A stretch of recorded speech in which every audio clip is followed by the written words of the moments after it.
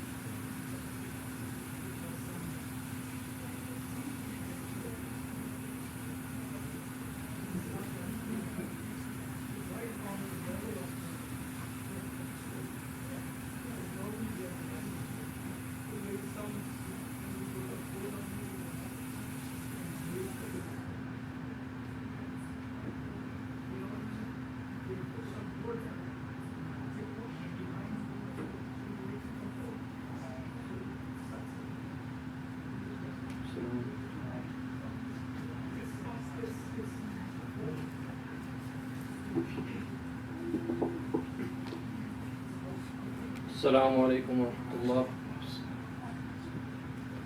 Bismillahir Rahmanir Rahim.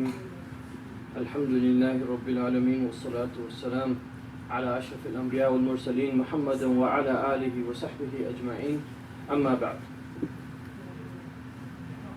A Sahabi once came to the Prophet sallallahu alaihi wasallam and he said, "Awsini, give me some wasiyah, give me some advice." The Prophet sallallahu alaihi wasallam responded by saying, "La taghdab, do not get upset, do not get angry." The Sahabi said again, "Awsini, give me some more advice." The Prophet sallallahu alaihi wasallam said again, "La taghdab, do not get upset." And then the third time, again, the Sahabi said, "Awsini, give me some advice." The Prophet sallallahu alaihi wasallam said, "La taghdab, do not get upset." In this hadith, the Prophet sallallahu alaihi wasallam was exhorting the Sahabi to not get upset. But does this mean that we are never supposed to get upset? That we never get angry at all, we never get upset with anything? Imam Shafi rahimahullah, he actually says that مَنِ اسْتُغْضِبَ فَلَمْ يَغْضَبْ فَإِنَّهُ حِمَارٌ. That a person who is provoked to get upset, to get angry, and he doesn't get angry, then that person is a donkey. And this is because there are times when a person is supposed to be getting upset, and there are times when a person gets upset and he has to calm himself down and control that anger inside of him. I mean, this is part of life. Everybody gets upset. Everybody has times when someone provokes them, does something against them, things don't go their way, and they get upset. This is a natural part of life. But how we react to that anger, and the reason why the anger, why we were upset in the first place, that's what is the criteria for knowing if it is good or bad. Especially with Ramadan around the corner, we know that this is a time when we are long hot days and fasting, going without food for hours on end. We might get upset really fast, so we have to control our anger in these situations. Especially when we want to lash out at anybody or anybody who says anything to us. So anger is always thought as a negative attribute. It's something that's negative characteristic, always thought of something that is negative. But we have to ask ourselves, is there any time that this anger can be used for good? Can it ever be a good characteristic or a good attribute? Yes, it is. Sometimes anger itself or being upset with something can be a good thing, and it actually is commended in Islam. Again, depending on the reason that led to that anger and how the person carried it out. Now this criteria is that we have to know, are we allowed to be angry or not in that situation? And if we are getting angry or upset for ourselves or for the sake of Allah subhanahu wa ta'ala. Most of the time the latter is not the case. Seldom do we get upset for the sake of Allah. We get upset, when someone cuts us off on the highway, we're driving and someone cuts us off, we get really upset, get really angry, maybe even do some road rage. Or if someone is watching a game, our favorite basketball team or our favorite hockey team or whatever team loses a game, we get really upset. By the way, Heat and the Heat and the Spurs are tied up 2-2. So anyways, go Heat, right? Anyways, so the thing is that we get upset over these things, these trivial things in our lives. We get upset over these things, but we have to know that, is this the thing, are we allowed to get upset over this thing or not? Is this something that we should be getting upset over or not? When we look at the character of the Prophet ﷺ, we know that he teaches us otherwise. Imam Abu Dawood rahimahullah, he tells us, he relates a hadith on the authority of Abu Umama radiyallahu anhu. He says, "Man ahabba lillah wa abghada lillah wa a'ta lillah wa mana'a lillah faqad istakmala al-iman." Aw kama qala sallallahu alayhi wa sallam. That the one who ahabba lillah, the one who loves for the sake of Allah, the one who hates for the sake of Allah, the one who gives and the one who stops giving for the sake of Allah subhanahu wa ta'ala, then that is the one istakmal al-iman. He has completed his faith. Because we know that iman has levels. So the one who has complete faith is the one who acts not because of his own will or his own desires, but acts in accordance to what Allah subhanahu wa ta'ala would like him to do in that situation. And another hadith related by Imam al-Bayhaqi rahimahullah on the authority of Abdullah ibn Abbas radiallahu anhu, he says, قال رسول الله صلى الله عليه وسلم لأبي ذر. He said to another Sahabi, Abu Dhar radiallahu al-Ghafari radiallahu anhu, Ya Aba Dhar, ayyu al-imani awthaq. That, O Abu Dhar, what is the strongest handhold of Islam? قال Allahu Rasuluhu a'lam. Abu Dhar radiallahu anhu responded by saying, Allah and His Rasul know best. Allah and His Rasul know best. And he responded, Rasulullah responded by saying, قال الموالات في الله والحب في الله والبغض في الله. أو كما قال صلى الله عليه وسلم. He said that friendship for Allah subhanahu wa ta'ala, friendship for the sake of Allah subhanahu wa ta'ala, love for the sake of Allah subhanahu wa ta'ala, and hate and anger for the sake of Allah subhanahu wa ta'ala, this is the strongest handhold of Islam. Now, what does that mean by the ura? What is that, a strong handhold? There was one time when I was in Saudi Arabia, one of the scholars from Pakistan was visiting, and this scholar was giving a speech. We were giving a lecture in one of the homes.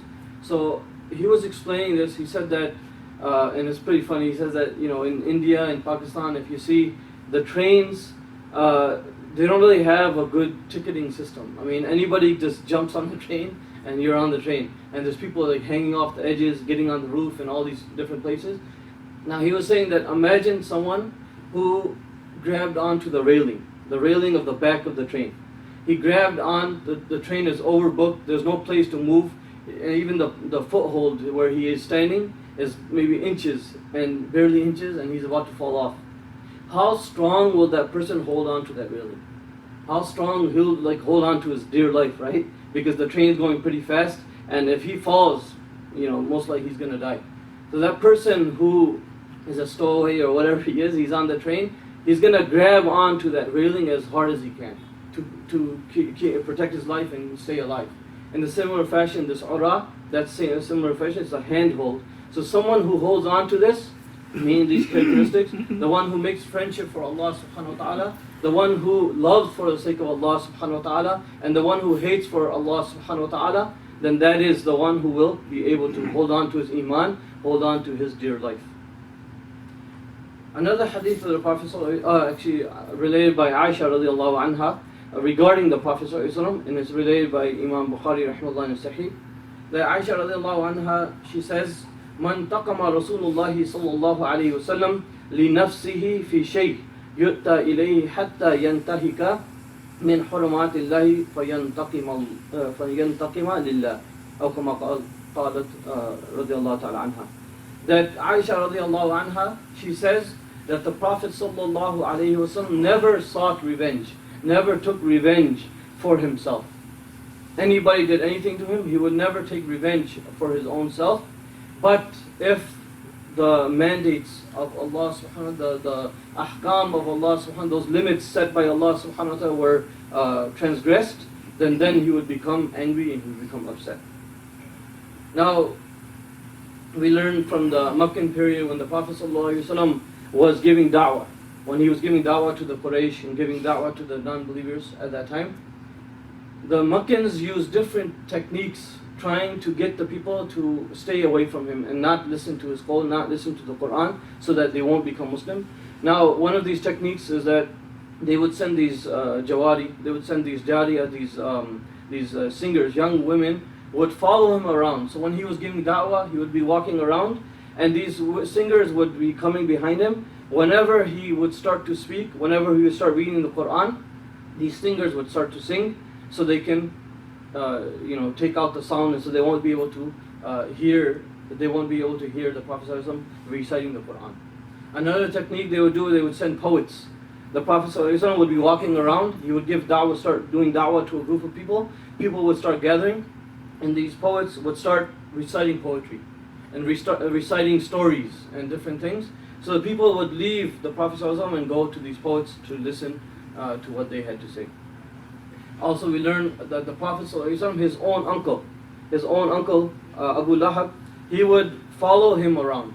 And it's related by Imam Ahmad rahimahullah from Abu Zinad that a man named Rabi'a bin Abbad radiyallahu anh. This is a Sahabi that became Muslim, and he's the one narrating the story. He said that I saw the Prophet sallallahu alaihi wasallam before Islam, before I became Muslim. I saw him in Jahiliyyah. I was visiting Makkah Mukarramah, and I saw him in the market of Dhul Majaz, and he was reciting to the people. He was saying to the people, Ya ayyuhan nas qulu la ilaha illallah tuflihu. He was calling out to the people, saying to them, "O people, say la ilaha illallah tuflihu. You will be successful." He would be saying this to them, and then he says that I would see a man who had like a shine or bright face, a squint or maybe cross-eyed, and 2 braids of hair. This fat man would be following him wherever he goes.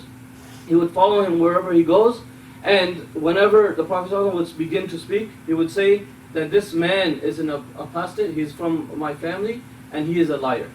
He would call him, and this was Abu Lahab, this was the uncle of the Prophet ﷺ. So this to degrade the Prophet ﷺ, to get people to get away from him and not listen to the Prophet ﷺ. This man says, I asked, who's this man? Who's this guy following him around everywhere? They said, this is Abu Lahab, he's the uncle of the Prophet ﷺ. Now the Prophet ﷺ, after all these techniques, what did he do? Did he ever, turn around and say, you guys are up in my business, step off, you just back off a little bit. Let me go, let me do my business, let me do my da'wah, and you can do whatever, you can say whatever you want against me, but when I'm speaking, at least let me speak. He didn't say this. He didn't get off, he didn't get angry, he didn't say anything. Not even the anger would be shown on his face. And the Prophet ﷺ, when he would get upset, it would be known, it would be seen. The Sahaba, they would describe the way the Prophet ﷺ would get upset. Is it تغير وجه رسول الله صلى الله عليه وسلم? That in the hadith would come that his face would change, meaning the color of his face would change. And they said there was a vein on his forehead. There was a vein on his forehead. So when the Prophet ﷺ would be upset, that vein would start throbbing, and they could see that vein on his forehead, and they would know that the Prophet ﷺ was upset about something. Now sometimes when the Prophet ﷺ got upset, let's look at some examples from the hadith of when the Prophet ﷺ actually did get upset. Zayd ibn Khalid reports that a man, one of the Sahaba, he came to the Prophet ﷺ and he was asking him about the luqta. Luqta is a something that is basically lost and found, something that is found, just left behind. Someone forgot something behind, and someone finds this. So what are you supposed to do with it? So the Prophet ﷺ ordered him, saying that you're supposed to pronounce it for 1 year, announce that you have found this thing, and for 1 year. And if no one comes forth and to claim it, then basically you can use it. You can spend it in the way of Allah subhanahu wa ta'ala, you can sell it and use it yourself. But if the person even comes after, he comes even years after, then that person has to pay back the money to that person. So he described it in that way. And then the Sahabi went on to ask, he said, what about a lost sheep? If some sheep gets left behind, gets lost, what about this? The Prophet ﷺ responded by saying, then that is for either for you, for your brother, or it's for the wolf. Okay? So one of these three, either you can take it, your brother in Islam will take it, or the wolf will eat it. Then the Sahabi went on, he asked another question. He says that what about a lost camel? What about a lost camel? And the Prophet ﷺ, at that point, he became reddened and he became angry, and he said that, what's with you and this camel? What are you going to do with this camel? It has its own supply of water. It has its own. It's a big animal. It's not like something can attack it and just kill it. So let it be. It can do whatever it wants until the owner finds us. And this is related by Imam Bukhari, Abu Dawud, and different narrators of hadith. Now the Prophet ﷺ, he became upset. Why? Because the kathrat as-su'al, asking the questions, asking unnecessary questions. Because of this, he got upset. Another example, there was an incident with Mu'adh bin Jabal radiallahu anh, and we know Mu'adh bin Jabal radiallahu anh, he was one of the Sahabi that the Prophet ﷺ loved dearly. He loved him dearly. Mu'adh would pray the prayer with the Prophet ﷺ, and then he would go on to his own hayy, he would go on to his own neighborhood, and he would lead the prayer in the local masjid. He would lead the prayer in the local masjid. Now, one day, he was reading Surah Al-Baqarah. Okay, Surah Al-Baqarah, that's the longest surah in the Quran. He started reciting this surah in the prayer. He started reciting this surah in the prayer. One of the Sahaba who was there, he was a farmer, so you could tell from a long day of work and being out there in the hot day, in the hot sun, and working all day, he was tired. When he came back and he stood behind Mu'adh radiallahu anh to pray the Isha prayer. Now when he started reading Surah Al-Baqarah, this man was so tired and exhausted, he's like, oh my God, I'm going to be sitting here forever, this is going to take forever. So he actually broke his prayer. He went in the back, prayed his Isha prayer, and went to sleep. Now when Mu'adh radiallahu anh, he heard of this and he found out that this is what happened, he became really upset. And this man then went to the Prophet ﷺ actually to complain against Mu'adh. He went to the Prophet ﷺ and he said to the Prophet ﷺ, explaining to him that, he said, Ya Rasulullah, inna qawmun na'malu bi aydina wa nasqi bi nawadihina wa inna Mu'adhan salla bina al-bariha faqara al-baqara fatajawwaztu fa'za'ama anni munafiq. He says that we are the people who are farmers. We work with our hands. We work out in the farmland. And when we come back, we're tired. And last night, Mu'adh bin Jabal radiallahu anh, he started to recite Surah Al-Baqarah. So I broke my prayer, I did my prayer, and I left. And then he got upset with me.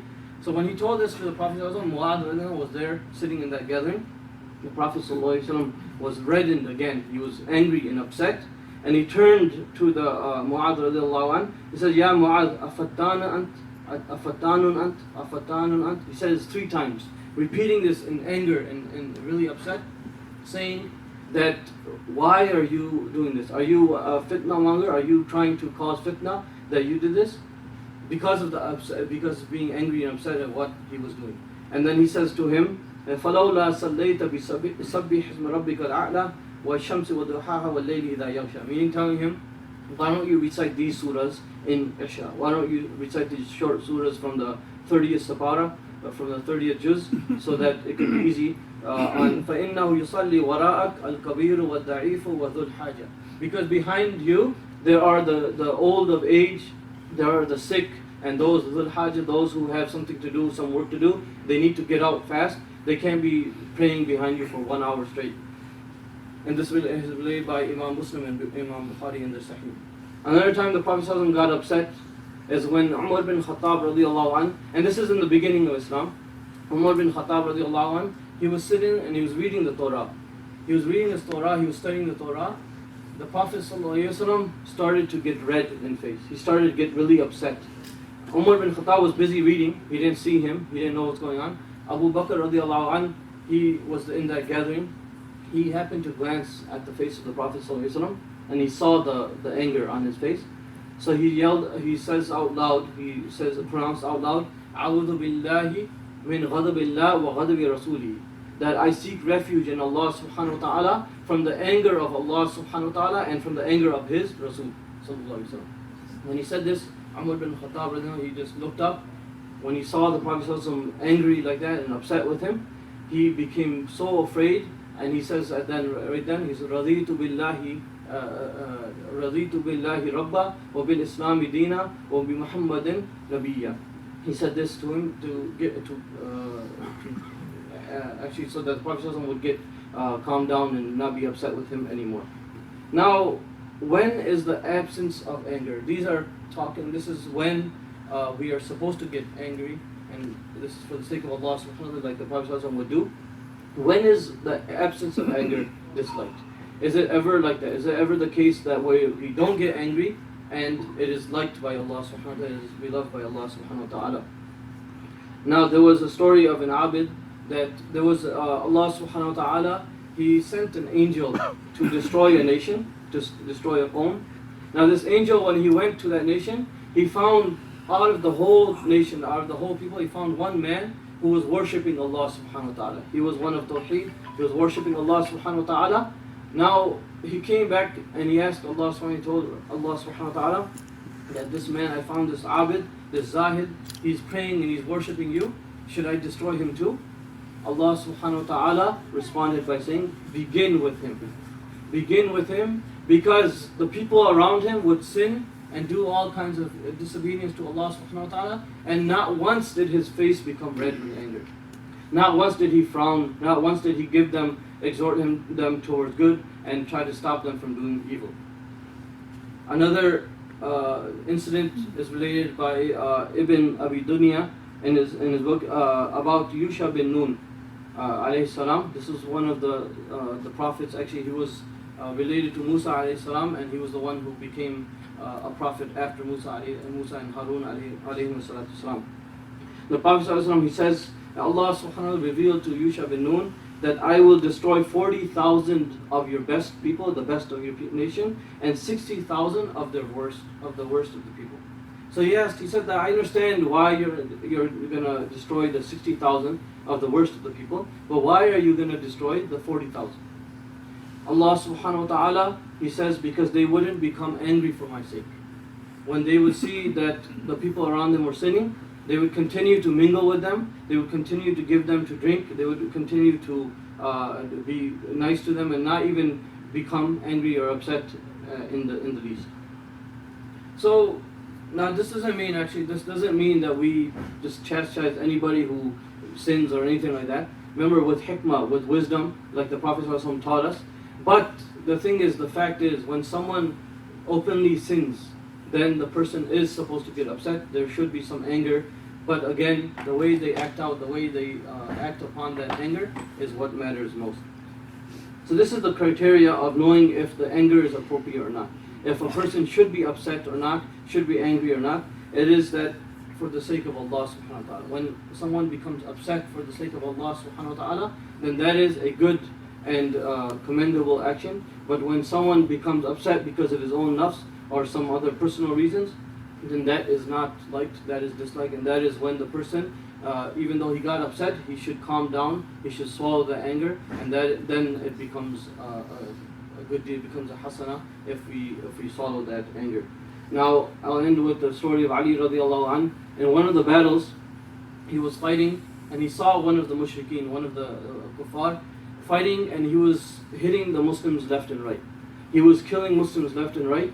The Ali radiallahu anh, he saw this man doing this, so he set out towards this man so he can stop him, because he was hurting the Muslims, and he was causing a lot of pain and inflicting harm on the Muslims. So this Ali radiallahu anh went towards this man. He went towards this man and he started fighting him, And right when he had a chance, basically the guy was on the ground and he was standing over him and he could have just finished him off easily. The man got up a little bit and spit in the face of Ali radiallahu anhu. He spit in the face of Ali, karramallahu wajha. He spit in his face, and Ali radiallahu anhu, what he did next is amazing. Instead of finishing him off, he got back, he turned and he went towards someone else. They say that this man, he got up and he ran after Ali radiallahu anhu, asking him, what just happened? What was going on? Why did you leave me like this? Well, how could you do this? Especially after I spit in your face, how could you just leave me like this? Ali radiallahu anhu, he says that I was fighting for the sake of Allah subhanahu wa ta'ala, and I hated you for the sake of Allah subhanahu wa ta'ala. But when you spit in my face, I feared that niyyah, my intention might change, and that I will kill you not because of the sake of Allah, but because of my own personal reasons. So that's why I left you. This man right then, seeing this, he said, Ashhadu an la ilaha illallah wa ashhadu anna Muhammadar Rasulullah. He became Muslim right then. So we ask Allah subhanahu wa ta'ala give us a tawfiq that we understand when anger is allowed and when it is not allowed, and when we are supposed to act upon the anger and how we're supposed to act when we get angry. Subhana rabbika rabbil izzati amma yasifun wa salamun ala al-mursalin. Stop for some inshallah.